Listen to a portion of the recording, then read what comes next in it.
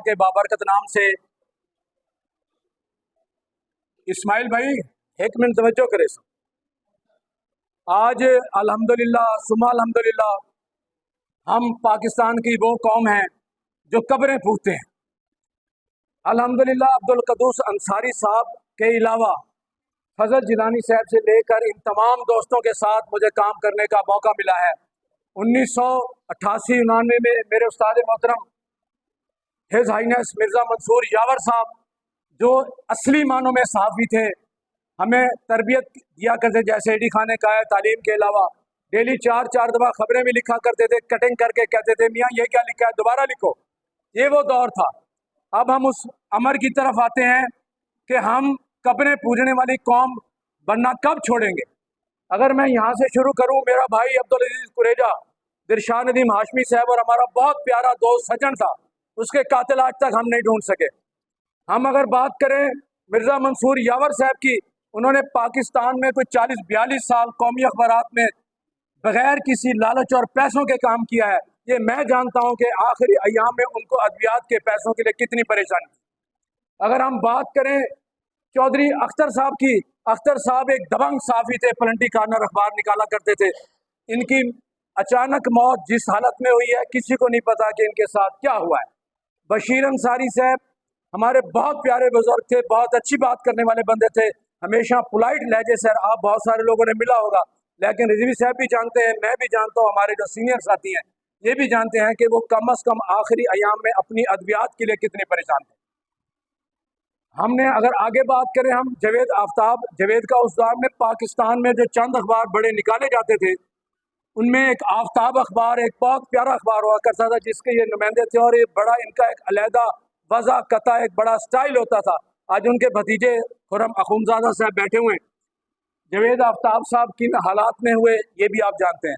बशीर राही साहब बड़ा लिखारी थे, शहजादा सैदुर रशीद अब्बासी के पर्सनल सेक्रेटरी टाइप साफ़ी थे और बड़ा लिखा करते थे और उनका बड़ा कलम चलता था और बड़े उनके मज़ामीन छाया करते थे।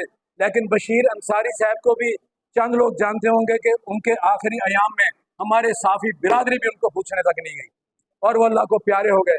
बाकी ये जो सारे जूनियर हैं, इनसे हम क्या बात करें। इकबाल चुगत्ता साहब बड़े अच्छे साफ़ी थे, मेरे साथ उन्होंने नवाए वक्त में टाइम गुजारा है। ये हम कब्रें पूजने वाली कौम का छोड़कर हम इनकी तालीमात पर अमल करें। जो मिर्ज़ा मंसूर यावर साहब, जो कद्दूस अंसारी साहब ने अहमदपुर शर्किया की धरती के लिए काम किए हैं, जो यहाँ की सकाफत को उजागर किया है, यहाँ के लोगों को नुमायाँ किया है, उनकी तालीमात पर अमल करें और उस तरीके से लेकर चलें।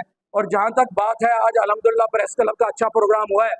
इससे कबल से भी हमने नासिर रिजवी साहब के हमरा बशीर अंसारी साहब जब फौत हुए थे तो उनकी भी ताज़ियती रेफरेंस कराया था और मेरे उस्ताद मोहतरम मिर्ज़ा मंसूर यावर साहब का फौतगी 1996 में हुई थी।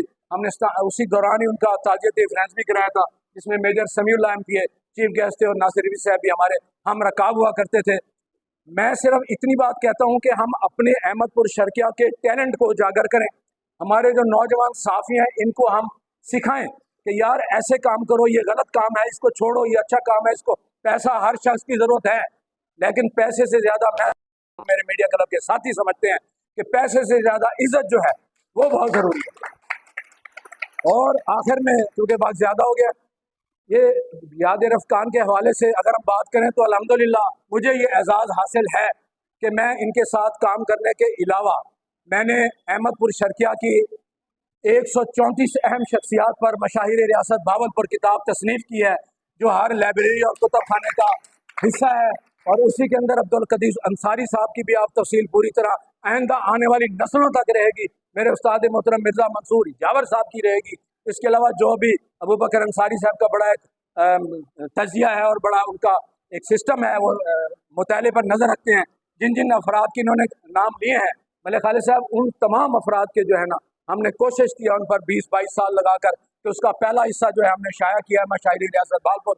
और अगर अल्लाह ने ज़िंदगी दी तो हम ऐसा कोई काम करके जाएं कि हमारे आने वाले जो नौजवान साफ़ी हैं वो इन तस्वीरों के देख के मेरी तरफ बात ना करें, वो कहें कि यार ये हमारे अहमदपुर शर्किया के वो थे जिनका माजी भी अच्छा रहा है, जिनका हाल भी अच्छा रहा है और हमारे साथियों ने उनके लिए इतना तामन भी किया है।